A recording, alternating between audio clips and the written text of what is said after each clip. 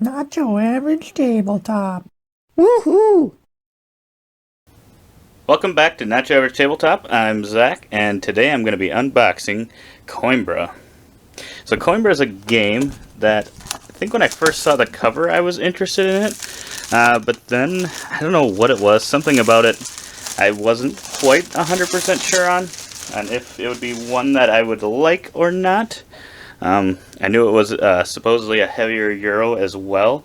I think the designers of this one have designed quite a few different Euro style games, but my best friend actually ended up getting a copy himself, and the times that I've played it with him, I've just had a great time with it. So I recently saw this one for sale for $30 on Miniature Market, and I just knew I had to pick it up because it's one that I don't get to play that often, but I really have loved it. And if you've watched our top 50 games of all time, you'll see that this one makes an appearance on my list. So I wonder now if I can get it played a little bit more often. I wonder if it'll go up the list even higher. But yeah, it looks like right off the bat here, they're just trying to get us to buy a few more games. Ooh, this one's one that I recently got as well. And Great Western Trail is actually one I'm very interested in. I have not had a chance to play yet. Then we've got even more. We've got some Azul there that we're going to have to go get. No. But yeah, so we've got the rule book here to Coimbra. If I remember right, the rule book's pretty well laid out. It's got 16 pages of rules, but I think a couple of those pages are just explanations as to what the different cards mean, what the different tiles mean, and things like that. So I think that's a pretty solid rule book if I remember correctly. Then we've got our first and possibly only palette of cardboard. Can't really tell. It almost feels like it's two layers, but I don't think it is. So it's pretty thick cardboard here. And yeah, these tiles, I really like the artwork in this game. The tiles look all really solid. It's all very well laid out. And just from my plays of it, I know the symbology in this one is overall pretty solid. I think there are just a couple things that aren't as clear, but they're very easy to find in the rule book for clarification. Then we've got the game board. So I believe when I first heard about this one, or saw it, I think I saw these tracks, and I really love tracks in games and going up them. So I really like, especially when they all do slightly different things, and you kind of get better benefits as you go further and further up them.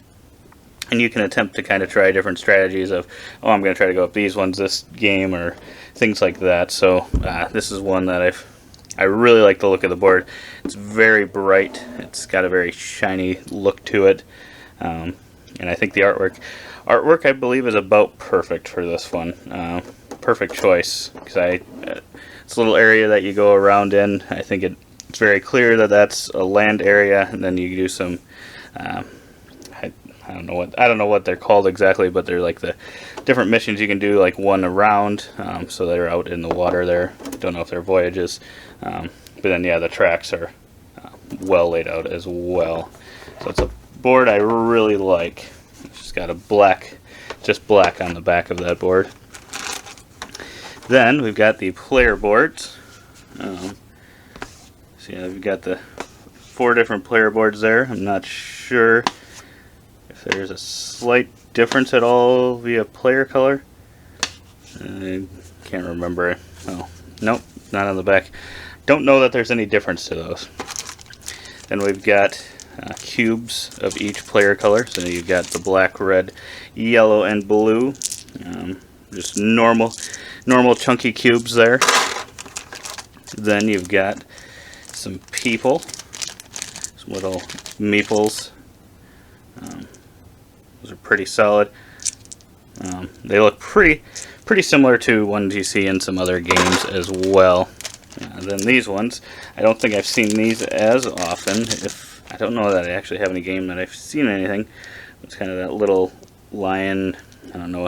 It's probably a name for this, but I'm not exactly sure what it is. If you know what it is, leave a comment below. Tell me what exactly that's known as. It might just be a kind of more of a symbol used by royalty type thing. We got those. They look pretty nice, pretty unique. Then we've got these little kind of what look like either little tops of I think they're supposed to be like tops of castles, but otherwise, yeah, these are to hold the dice in the game. I don't know that they were needed, but I think for what they do, they work very solid from the ones, I mean, from the ones I've used, and the dice pop in there and pop out very easily. Like I said, don't know if they were necessarily needed, but I think they work for what they're supposed to do. Don't think that they were like added in there as an over-the-top thing. And actually, no, I think they do need to work because, yeah, you're bidding on the different things, so you do need to show somehow that it's a player color. So I think this was the perfect choice. I don't know that I've seen anything like this. When you first draft the die, you put it in here, and then you place it out. So it's a very nice looking thing there. Yeah, then you've got these little discs of each color. Those are, I think those are used in kind of other games as well. Then we've got cards here. We'll see if I can get these open. I don't know if it has one of those little nice little pieces for me to pull off of. This is, I think, the toughest part about unboxings are any cards at any time. They never seem to open easily for me. They're always a little bit of a pain. Yeah, even when they have those little strips on them, sometimes they seem to pull just a little bit for me, and then they will end up like tearing off, and then it's still kind of a pain to get them off. But it looks like we're getting into these cards now. The artwork in this one definitely has a unique look, and I think you're either going to like it or you're not. But I like it quite a bit, actually. And this is actually why I ended up getting Alma Mater. It uses pretty much the same type of art. I can't remember in this one. Okay, so yeah, it looks like there's some repeated artwork here. I know in Alma Mater it's a lot of repeated artwork. I think this one has a little bit more variety, but I think there might be some of this artwork exactly replicated in Alma Mater. But yeah, all these cards are laid out very similarly. The little things down there kind of tell if it's immediately it happens or kind of just, yeah, gives you, I think those might be end game when it's the explanation point. I thought there was ones that happened like, maybe I can't tell. Oh yeah, so that would happen during a certain phase in the game. I think there's letters on some. I actually thought there'd be more. There's some. So yeah, I really like the look of these cards. I really like how they're laid out, and the symbology makes a lot of sense after you've given the game a play or two. And then these are those voyages or missions that I said went on the bottom of the board. These are pretty nice as well. They're just kind of end game scoring. Kind of tells you how you'd score those points, and I think you have to pay a certain amount to actually go on those. Then the last but not least, we've got the dice. As you can kind of see, there's a pretty decent laid out insert. Can't remember if stuff shuffled around in my friend's copy, if you kind of lay it side or horizontal. I'm not really sure how you have to lay this one, or if the stuff would fall out. We'll have to try it out. But yeah, the dice are pretty nice. I mean, they're pretty normal dice, but you've got the different colors kind of, they go along with those different tracks that we saw on the main board. Depending on which ones you pick, you kind of activate those. And I think the white one is wild. Yeah, I think these kind of feel a little bit different than the rest of the game. They kind of feel like a different color, but I really like how it all comes together in this one. I like the bright use of these dice. But yeah, they look a little bit different than. It actually looks like there should be one more, but yeah, they look a little bit different than kind of the rest of the game. But I guess these are a little toned down too from the, when you're looking at these player colors, a little toned down from the board itself. But yeah, that I believe is everything inside of Coimbra.